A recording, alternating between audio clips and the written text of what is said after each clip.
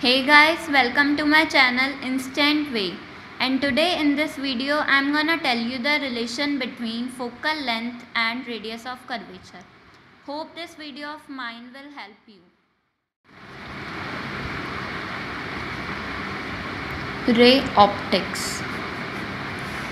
Optics की ये first derivation है,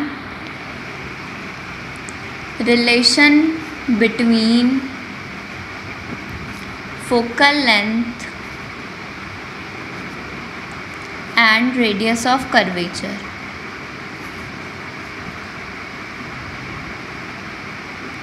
ये रिलेशन इस बार 2020 फिज़िक्स एग्ज़ाम में आ चुकी है, तो ये इम्पॉर्टेंट है।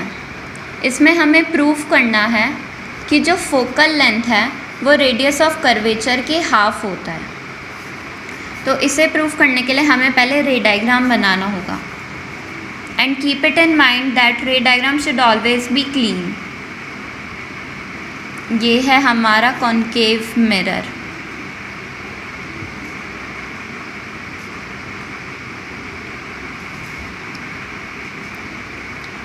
ये जा रही है प्रिंसिपल एक्सिस है ये, और ये है पोल। यहाँ पे होगा सेंटर ऑफ कर्वेचर, और पोल और सेंटर ऑफ कर्वेचर के एकदम सेंटर में होता है फोकस। तो लेट्स सपोज इन्फिनिटी से लाइट आई, और हमें किसी भी रे डायग्राम में एरो लगाना तो मस्ट है। अगर एरो नहीं लगाएंगे हम तो हमारे मार्क्स डिडक्ट हो सकते हैं। तो इन्फिनिटी से लाइट आती है जब, तो वो फोकस से पास होती है। तो ये फोकस से पास हुई,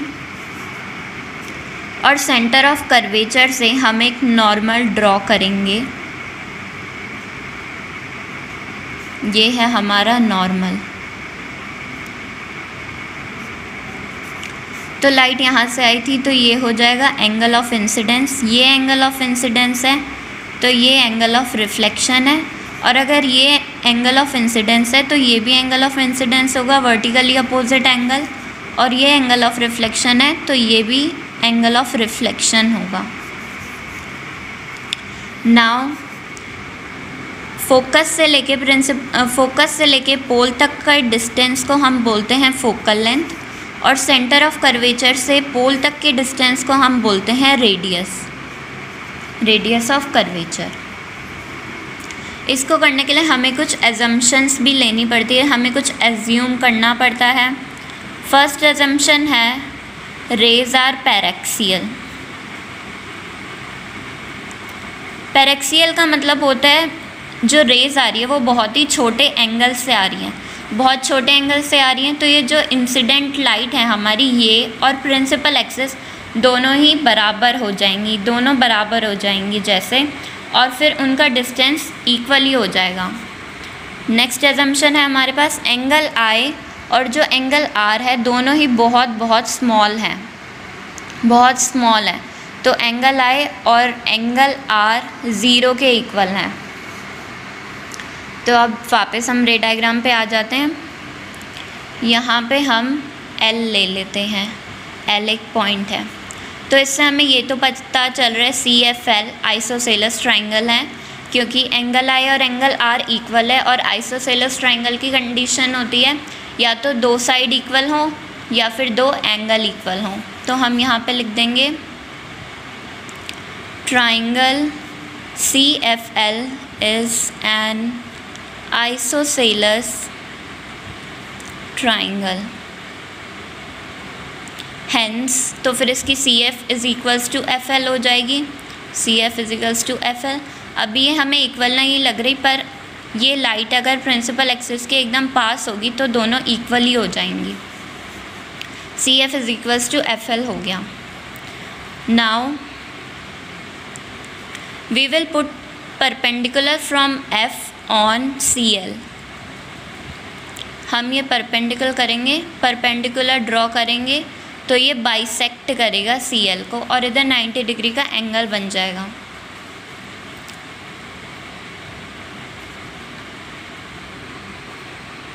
put perpendicular from F on CL। तो ये 90 डिग्री का एंगल बन गया। अब हम इस ट्राइंगल को देखेंगे, इस ट्राइंगल को यहाँ पे साइड पे हम देख लेते हैं।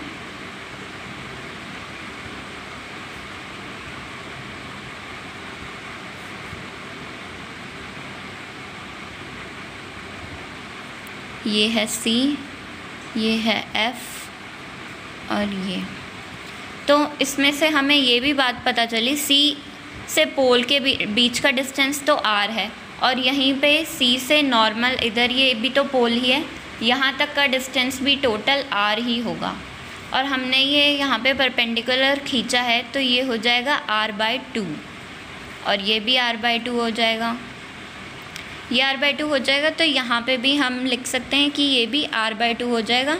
यहाँ पे 90 डिग्री का एंगल है और ये है I।